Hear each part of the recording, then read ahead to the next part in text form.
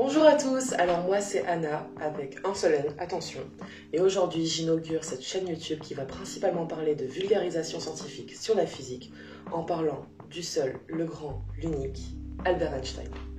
Einstein est probablement le scientifique le plus connu du monde, et à juste titre. Lorsqu'on étudie la physique, on se rend compte qu'il est partout, absolument partout.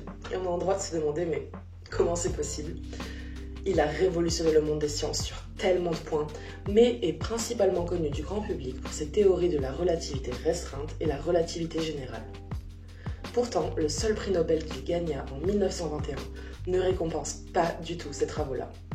Le seul prix Nobel de physique qu'il remporta récompense ses travaux sur l'effet photoélectrique.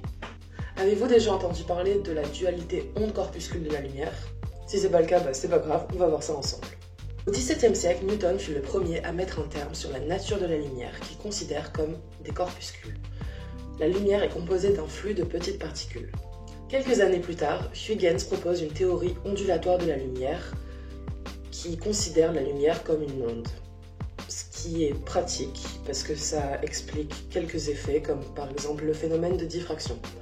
La diffraction, ce sont les arcs-en-ciel. Cette théorie va par la suite être assise par Maxwell et ses fameuses équations qui considèrent la lumière comme une onde électromagnétique.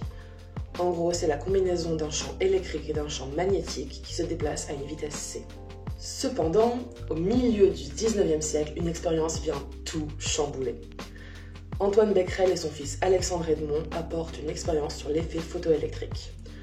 Alors l'expérience est toute simple, on prend une plaque de métal qu'on éclaire avec de la lumière. Et ce qui se passe, c'est que des électrons vont être arrachés avec une certaine énergie cinétique. En considérant la lumière comme une onde, on s'attend à ce que la vitesse de l'électron arraché dépende uniquement de l'intensité de la lumière avec laquelle on l'éclaire. Parce que dans la théorie de Maxwell, on associe au champ électromagnétique une densité d'énergie proportionnelle à l'intensité lumineuse. Cependant, ce n'est pas du tout ce qui fait observer. Pas du tout. On s'est rendu compte qu'en éclairant une plaque de métal avec une lumière ultra intense, mais une fréquence plutôt basse, il se passait rien. Il n'y a aucun électron qui était arraché, peu importe combien de temps on laissait la lumière allumée. On s'est aussi rendu compte qu'au contraire, en éclairant la plaque de métal avec une lumière très peu intense, mais une très haute fréquence, les électrons étaient arrachés et ils avaient une énergie cinétique extrêmement importante.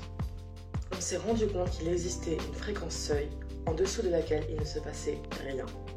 Les résultats de cette expérience furent inexplicables pendant plus d'un demi-siècle, jusqu'à ce qu'Einstein arriva en 1905 avec son explication. Mais avant ça, revenons 5 ans en arrière, en 1900. Max Planck, physicien tout aussi célèbre, est arrivé avec la théorie des quanta. Cette théorie dit qu'en gros, l'énergie est discontinue. Elle ne peut pas prendre n'importe quelle valeur. Et les valeurs qu'elle peut prendre sont des multiples de la plus petite quantité d'énergie possible, qu'on appelle un quantum. C'est ça, en 1900, qui vient poser les bases de la physique quantique. Einstein élargissa cette théorie en disant que la lumière, elle aussi, devait être quantifiée et qu'elle était composée de petits paquets d'énergie, qu'on appellera ensuite les photons. Et l'énergie de ces photons est régie par l'équation E égale h nu, avec h la constante de Planck et nu la fréquence de la lumière. L'énergie des photons est proportionnelle à leur fréquence et ne dépend que de leur fréquence. Ce qui est assez incroyable quand même. Avec cette théorie, Einstein prouva que la lumière n'était ni une onde, ni un corpuscule, mais bien une combinaison des deux. Revenons à notre expérience sur la plaque de métal. Si on l'éclaire avec des photons qui ont une énergie trop basse et donc une fréquence trop basse, il ne se passe rien. Les électrons ne peuvent pas absorber le photon et donc ne peuvent pas s'arracher de la plaque de métal et ainsi avoir une énergie cinétique. Et c'est déjà la fin de cette vidéo, j'espère que ça vous a plu, c'était très court mais j'espère que j'ai été assez claire et que j'ai réussi à vous transmettre quelque chose.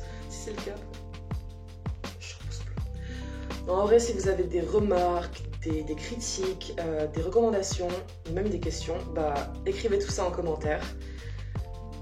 Si vous êtes intéressé pour ce genre de vidéo, n'hésitez pas à vous abonner à la chaîne. J'ai déjà commencé à préparer ma prochaine vidéo. Et voilà, je vous dis. Par contre, ce signe est pété. Va falloir que je change ça pour la prochaine vidéo. Merci 1000 fois à tous ceux qui m'ont aidé à réaliser cette vidéo.